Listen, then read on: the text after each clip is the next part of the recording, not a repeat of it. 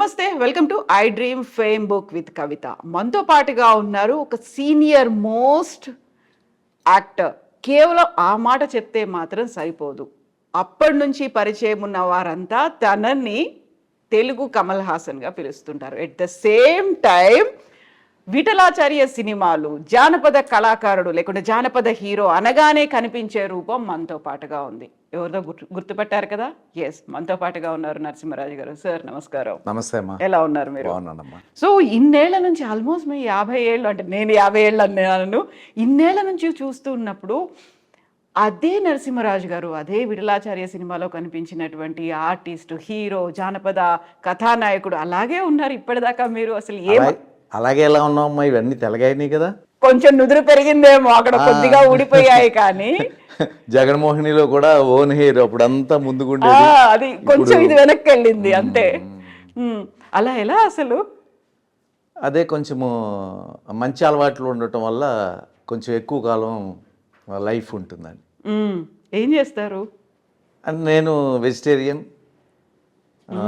దగ్గర అన్నీ దురలవాట్లు అనేవి ఏమీ లేవు. సో వర్క్ చేసుకోవటం, హార్డ్ వర్క్ చేసుకుంటూ ఉంటాను. సో అదొక సంతోషం మనసులో ఉంటుంది. అదొక సంతోషం వల్ల అలా ఉంటుంది. ఫిగర్ కూడా మనం కూడా అలా ఉంటాం. ఎక్సర్సైజులు, వాకింగ్లు వాటికి టైం ఉండదమ్మా. ఇప్పుడు నేను నెలకి దగ్గర 23 రోజులు పనిచేస్తాను. గత 8-9 సంవత్సరాల నుంచి తమిళ్లో Sun TV, Vijay TV and Zee Tamil ఛానల్స్లో నేను సీరియల్స్ చేస్తూ ఉంటాను. ఆల్మోస్ట్ ఆల్ మన తెలుగులో హిట్ అయినటువంటి మంగమ్మ గారి మనవరాలు, తర్వాత సింధూర్పు అంటే ఏంటో, ముద్దమందారం, ఆడదే ఆధారం, ఇటువంటివన్నీ తమిళ్లో నేనే చేస్తాను. అదేవిధంగా ఇప్పుడు నాది తమిళ్లో సూపర్ హిట్ అయింది ఇప్పుడే ఒక 3 వారాల కిందట సన్ టీవీలో మరుమగళ్. అది తెలుగులో తీస్తున్నారు. ఆ ఆఫర్ నాకు ఇచ్చిన నేను చేయలేని పరిస్థితి. ఎందుకంటే టైమ్స్ అడ్జస్ట్ అవటం. నా క్యారెక్టర్ వేరే ఎవరో చేస్తున్నారు, తెలుగులో జెమిని తీస్తున్నారండి. సో వర్క్ ఉండటం వల్ల ఆ హ్యాపీనెస్తో మనలో బ్రైట్నెస్ ఉంటుంది, అలాగే ఉంటుంది. అయితే వ్యూవర్స్కి నేను ఒక మాట చెప్పాలి. మనం నరసింహరాజు గారి ఫుడ్ హ్యాబిట్స్ గురించి మాట్లాడుకుంటున్నప్పుడు కాఫీ తాగుదాం అనుకుంటే కాఫీ కూడా వద్దన్నారు. At the same time water కూడా నేను తాగను అంటున్నారు. ఏంటిది కాఫీ తాగకపోవడం, మంచినీళ్ళు కూడా బయట తాగకపోవడం?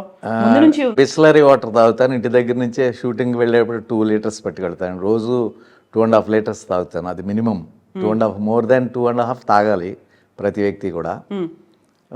కాఫీ టీ అంటారా, నాకు మొదటి నుంచి అలవాటు లేదండి. అవునా? ఎప్పుడైనా నిద్ర వస్తుంది అంటే ఆ వేడి నీళ్ళు లేక ఏదో ఇది తీసుకోవటమే కానీ రేర్. అది కూడా షూటింగ్ టైంలో నిద్ర వస్తే తాగుతాను, లేకపోతే అది కూడా తాగను.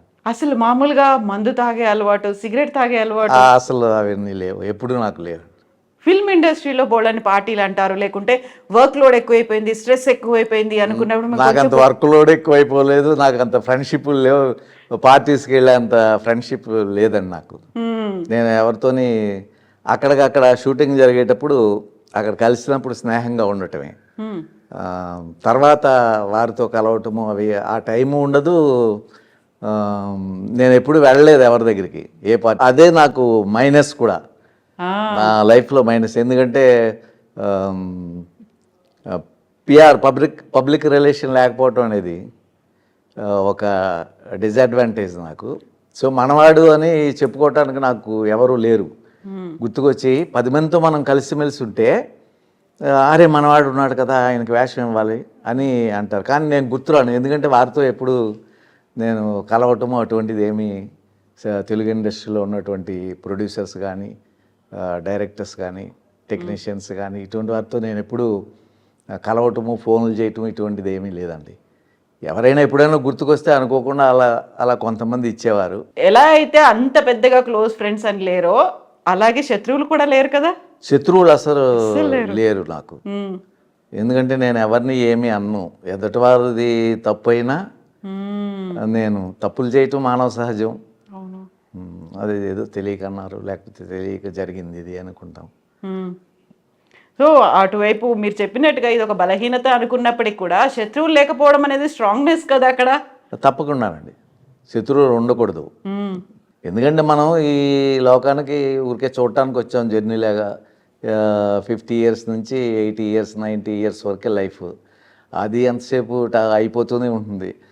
బర్త్డే వచ్చిందంటే నాకు బాధగా ఉంటుంది. ఎవరి బర్త్డే అన్నా చెప్పాలి అంటే వాళ్ళకి విషెస్ చెప్పాలి పక్కనే అంటే అందరూ చెప్పి బాధగా ఉంటుంది. ఎందుకంటే 1 ఇయర్ లైఫ్ వాళ్ళు ముందుకు వెళ్ళిపోయారే, జీవితం ఎండ్ అయిపోతుంది కదా, దానికి ఇంత హ్యాపీగా ఉంటున్నారు. 1 ఇయర్ మనం ముందుకు వెళ్ళిపోయాం అనేది నాకు వస్తుంది, ఏదో బాధ కలుగుతుంది. ఇప్పుడు మీరు బర్త్డే సెలబ్రేట్ చేసుకోరు అసలు?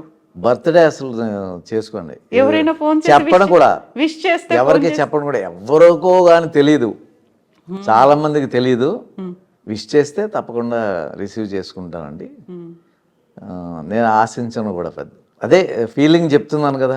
అయితే ఇప్పుడున్న కాలంలో ఒక పబ్లిక్ రిలేషన్స్ని మెయింటైన్ చేయాలి, ఒక నెట్వర్క్ని మెయింటైన్ చేయాలి, వాళ్ళకి ప్రతిసారి టచ్లో ఉండాలి, పండగ వచ్చినా, బర్త్డే వచ్చినా, మ్యారేజ్ యానివర్సరీ వచ్చినా వాళ్ళకి విష్ చేయాలి, ఇలాంటివన్నీ సోషలైజింగ్ అనేటువంటి కాన్సెప్ట్ అంటున్నారు కదా. ఉండాలండి, తప్పకుండా ఉండాలి, తప్పకుండా ఉండాలి. మా ఇంట్లో నా వైఫ్, నా డాటర్ వీళ్ళందరూ కూడా మా అపార్ట్మెంట్లో ఉన్న 30 ఫ్యామిలీస్తో చాలా క్లోజ్గా ఉంటారు. వాళ్ళందరూ రోజు ఏవేవో పంపిస్తారు. చిన్న కష్టం వచ్చిందంటే అన్నిటికీ వాళ్ళు 2 నిమిషాల్లో వస్తారు. ఉండాలి.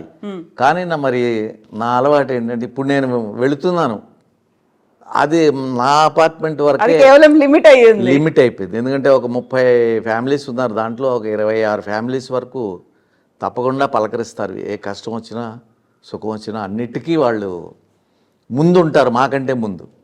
ప్రతిరోజు మార్నింగ్ లేచిన వెంటనే మా కష్ట సుఖాలన్నీ చూస్తూ ఉంటారు.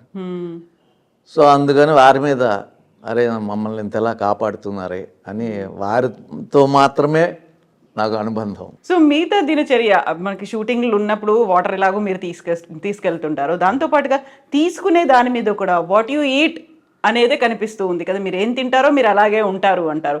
సో సాత్విక ఆహారమే తింటారు, కాకపోతే తీసుకోవాల్సినటువంటి ఫుడ్ కావచ్చు, లిమిట్ అనేది ఉంటుంది, ఏది అవాయిడ్ చేయాలనేది ఉంటుంది. డాక్టర్లు కూడా చెప్తుంటారు మీరు ఏదైతే అవాయిడ్ చేస్తున్నారో అదే మీ హెల్త్కి మంచిది అనేది చెప్తుంటారు కదా. నేను ఫ్రూట్స్ ఎక్కువ తింటానండి. షూటింగ్లకు వెళ్ళటం వల్ల పెద్దగా ఎక్స్పెక్ట్ చేయను, ఫ్యామిలీ ఉండరు కాబట్టి నేను బయటే తినాలి అవి. సో అందుకని ఎక్కువగా పెరుగన్నం తింటాను, ఏదో సాంబార్ అన్నం తింటాను అంతే. ఈవినింగ్ ఏదో చపాతీ, 1-2 చపాతీ తింటాను. ఫ్రూట్స్ మీద ఎక్కువ ఆధారపడతా, బయట ఉంటాను కాబట్టి. సో నాకు షూటింగ్ నైట్ టైం నాకు నా పక్కనే నేను ఉన్నటువంటి పక్క స్ట్రీట్లో మాకు బ్రాహ్మిన్స్ మెస్ ఒకటి ఉంది, అక్కడ చాలా హోమ్ ఫుడ్లా ఉంటుంది. సో నాకు టిఫిన్ ప్రాబ్లం లేకుండా ఇంట్లో చేస్తున్న విధంగా అది నాకు ఇస్తూ ఉంటారు వాళ్ళు. నైట్ లేట్ అయినా 10 గంటలకి నాకు ఇస్తూ ఉంటారు.